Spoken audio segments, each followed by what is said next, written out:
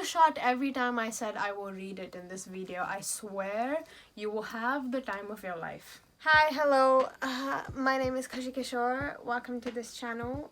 We do book related stuff here, and today we shall talk about why I am a weakling. Disclaimer, before we start this video, I've had about 1.5 hours of sleep last night and then a whole day of college on Zoom, so I am feeling amazing. Cheers. Today we shall talk about why I am a weakling, and this is because there are a couple of books that absolutely terrify me at this point in my life. Now, some might say I'm just making excuses. There is a part of me that is saying that to me in my head right now. And I might be just making excuses. We don't really know. But all I know is that I am scared of these books. I keep finding ways to procrastinate on these books and read other books instead of them. And today I thought I'm gonna make a video about this because maybe it'll help me hold myself accountable and read them sooner. So I'm gonna give you a couple of books that have been absolutely scaring me shitless and I have not managed to touch, even though I have wanted to read them for a while now. First book we have, well, the first trilogy we have is a set that I have talked about in the past couple of my videos, and that is the Arc of a Scythe trilogy by Shusterman. Like I told you in my previous videos, this series scares me, but everybody has been texting me and commenting and being like, oh, Scythe is such a good story, it's such a good time, and now I can't lie, I am a bit more excited for it, and I did say that I will read it this summer, so I guess it will happen very soon, but I'm still scared of it, okay? I've heard it's highly political, and not that I'm scared of politics, but I think I am scared of books that focus just on politics. I don't know. It's a little out of my comfort zone because, as you guys know, I'm a very fantasy rom-com, very little sci-fi, like rom-coms, contemporary YA kind of girl, and this is 3 books of politics. I might be wrong, see, that's all I really know about this book. This book will be about many other things, but my brain has decided to focus on the politics and decided that, girl, you need to use that as an excuse to not read this book anytime soon. Which is why I've had these 3 books for a year now, and I still haven't touched them. The next book is All's Well by Mona Awad. I bought this book because Mel Reads and Books with Chloe, 2 booktubers I follow religiously, absolutely loved this story, and I wanted to know why. I never focused on when they told us about the synopsis. I only focused on all the hype they were giving us, and I absorbed it. I went to the bookstore, I picked up this book without even looking at what it is about, and then I open it. Miranda Fitch's life is a waking nightmare. The accident that ended her acting career left her with excruciating chronic back pain, a failed marriage, and a deepening dependence on painkillers. Is that my future? Because guys, I don't know if you know this about me, but I am an actor in training. Like, I'm in my 2nd year of acting school, and I do have a chronic back pain condition. I rely on pain meds a lot. I swear, I read that first sentence of the synopsis, and I was just like, am I just gonna be reading about my future midlife crisis? Am I ready for that? I don't know. So I never picked up the book again. Is that a good enough excuse? No, it's not. It's really not. Because genuinely, it sounds like a very good story. So, deepening dependence on painkillers, and now she's on the verge of losing her job as a college theatre director. Determined to put on Shakespeare's All's Well That Ends Well, the play that promised and cost her everything, she faces a mutinous cast hell-bent on staging Macbeth instead. Miranda sees her chance at redemption slip through her fingers. That's when she meets three strange benefactors who have an eerie knowledge of Miranda's past and a tantalizing promise for her future. One where the show goes on, her rebellious students get what's coming to them, and the invisible, doubted pain that's kept her from the spotlight is made known. Honestly, that sounds like a really fun and beautiful read. And I am just being a chicken. This book is going to be read, but at the moment, I can't lie, I have been putting this off for some reason or the other. Next, we have Mistborn Book 1, The Final Empire by Brandon Sanderson. Why haven't I read this book? I don't know. Look, I was so excited for it when I bought it. I'd heard such good things.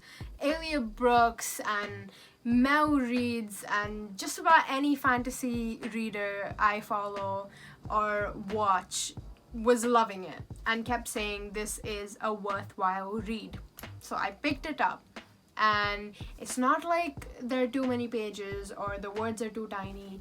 No, it's perfectly sensible, but I guess it just got scary when I realized how big of an author Brandon Sanderson is and the kind of works he writes and the way people talk about him and how he is literally everywhere. And I'm just like, what if I'm too dumb to understand his stories? I don't know. Is that some sort of insecurity in me that I haven't explored yet? That I feel dumb in front of certain authors? I don't know. I genuinely don't know. But I literally had this thought one day where I'm just like, oh my god, people keep saying his works are so intricate and he's building this cosmere and he's so smart and such a genius and like one of the best writers of this time. And I'm just like, yo, what if I read this book and I don't like it? And everybody else likes it? Like, what if I'm dumb? And ever since then, I haven't touched Mistborn again. Because I'm a wimp. I'm a wimp and I'm scared and I just haven't. This one is also a Brandon Sanderson book. And while all the reasons I give for the previous book apply, there is a whole additional reason why I refuse to go near this one. And it is the first book in the Stormlight Archive series, The Way of Kings.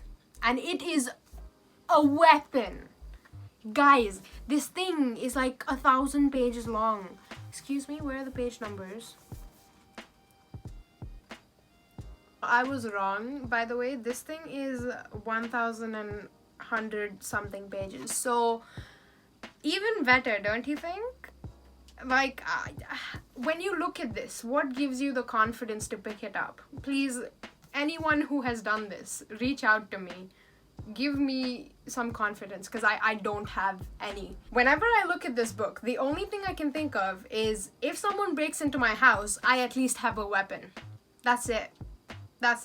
So, clearly, after one whole year of owning The Way of Kings, I still haven't read it. Now, some might ask, Khushi, why didn't you buy the Stormlight Archive books in part 1 and part 2? If you don't know what I'm talking about, The Way of Kings, this is the whole book, but in some editions you can get it in 2 parts, so like 500-ish pages. I didn't know that was a thing up until very recently, so I got this, and I don't know what was possessing me at that moment in my life, but it has left now. So all that is remaining is fear. The next book is a book I don't even own yet because my fear has kept me from even purchasing it, which is The Song of Achilles by Madeline Miller. And if you don't know what this book is, and you are a reader, I will ask, where have you been? Under which rock have you been living? Because this book has taken over everything. TikTok, BookTube, Bookstagram, everywhere I look, I see this book and I see people talking about how beautiful it is and how it made them cry and how it made them realize they had feelings, and I want to have feelings too. I really do. But you know when a book is so overhyped to the point where you are scared to pick it up and be disappointed? Like, it is going to break my heart if I don't like this book after every single thing I've heard. Like, I will just feel like something's wrong with me, and why would I ever want to feel that way? Because I'm perfection, if we haven't noticed. So I haven't even picked the book up. But the thing is, I really want to. I know I'm gonna get myself out of this thing going on in my head, but it's just a little daunting to think about reading that book right now. I still will, because my need to know why people care about the book so much is stronger, but I thought it was worth mentioning it in the list of books that scare me, because it does scare me. Especially because I really love Greek mythology and stories based on Greek mythology and retellings, so I don't want to be disappointed. So I will just not read the book. It's very simple reasoning, you see. Song of Achilles, I have also heard. Exactly. Guys, my best friend's on call with me, and she's like muting herself while I record, and she is nodding her head, and she's like, yeah, Song of Achilles is scary, even I haven't bought it. See, I'm not the only one. Look at me drinking orange juice as if it's wine. I am living the life, you guys.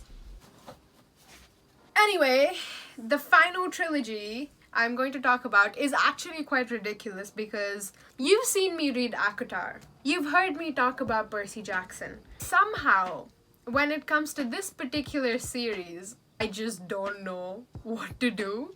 And that is The Infernal Devices by Cassandra Clare. I'm holding this upside down, aren't I? Of course I am. That is The Infernal Devices by Cassandra Clare. Now, let me tell you, when everybody was going crazy about Cassandra Clare, I had just found Rick Riordan. And clearly, my priorities were supporting Uncle Rick. So that's what I did. And I had a great time doing it. And I knew that I wanted to read Cassandra Clare's work, but before I read the books, I made the mistake of watching the show and the movie. Horrible. Like, sure, it was entertaining, the show, more than the movie, but I never went back to it, and it didn't put me off the story, but I just didn't feel the need to read her work anymore, which is a shame. I'm just thinking, off the top of my head, I would love to read the Bane Chronicles, because Magnus Bane is genuinely the hottest human being on the planet. Like, I will fight you if you say otherwise. I'm sorry. I mean, obviously I'm going purely off of the show, but guys, he was the highlight of that show for me. I walked into a charity shop 2 months ago and I saw these on sale for just literally £1 each, and yeah, the spines are cracked and there are tears all over the cover, and these are in the best condition, but I got the whole set for £3. And I told myself that I am gonna read it. I'm gonna try it. And then there was my lizard brain that went off and started telling me, what if the ship has sailed, you know? What if I should have read this a couple years ago and now's not really the time to be doing it? Obviously, I did listen to it because I haven't touched these books yet. But I have promised myself that I am gonna read this series by the end of this year. I know that sounds like a long stretch of time. The end of the year, we still have 6 more months. But I will get there. I will do this. I will read these books and you will hear about it, whether I like it or not. I still had to add it to the list of books that scare me, because in their own way, the Infernal Devices scare me. But I am still excited to know why people love this trilogy so much, so I will read it. And that brings us to the end of this video, where I give you a bunch of excuses to reason away why I haven't read a couple of really, really good books. Like I said, I made this video to hold myself accountable. So I will check in with you in a couple of months. And you can shame me in the comments if I haven't read all of these books. I give you permission now itself. But I hope you like the video. This is the kind of content we do in this channel. We talk about books, we do fun challenges, we essentially just rant anytime we need to. And if you like this kind of material, if you like this kind of entertainment, I would say click that like button, join the family, subscribe, click that notification bell so you never miss any of my posts, and comment down below if you've read any of these books or if you feel nice enough to give me some confidence to pick them up, because that would be very nice. I love you all so, so much.